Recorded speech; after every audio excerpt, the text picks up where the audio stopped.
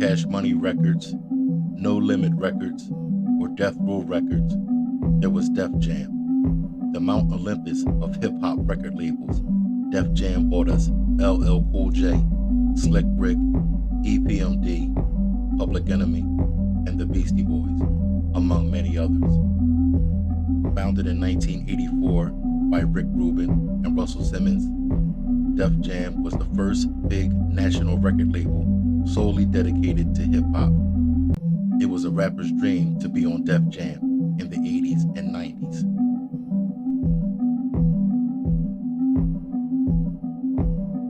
However, after changing leadership many times throughout the years, Def Jam is a shell of itself, and quite frankly, an embarrassment.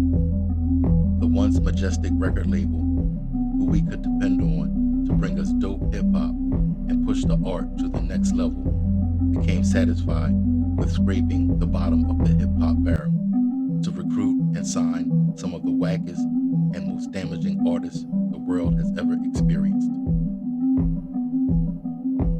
Rick Rubin was the soul of Def Jam, a young white dude with a heavy metal background who fell in love with hip-hop in the 70s, and he helped create Def Jam with respect for the sound and the soul of hip-hop.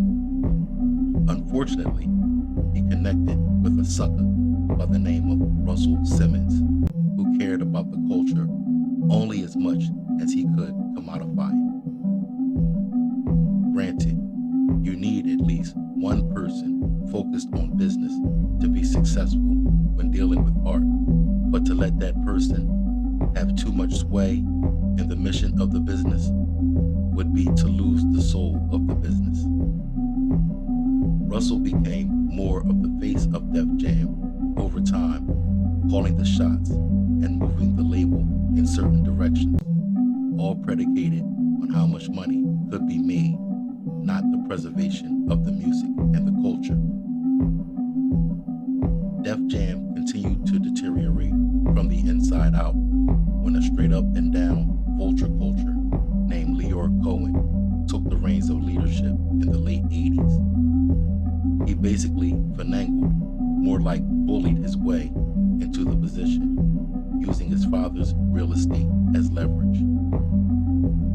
Leor Cohen, like Russell Simmons, only cares about hip-hop music as much as he can make money off of it. But he is worse than Russell because he also doesn't care about the people, black people, the primary creators of hip-hop music. Before you know it, other businessmen and even artists like Jay-Z were running Def Jam. Jay-Z seemed to care about his own projects more than the projects of the artists signed to the label at the time. Def Jam had its heyday, but now they are struggling, trying to keep up with other labels. And that's because they no longer have an identity. Def Jam is no longer a label with a standard of having dope MCs. Now they're behind newer, lesser established record labels as they chase the next hot rap act instead of discovering new artists who remain true to the art and respect it like they used to.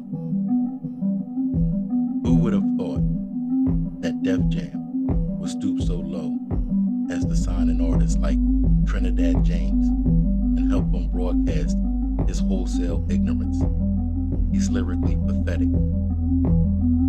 Even more recently, drill rapper Lil Durk was signed to Def Jam Records.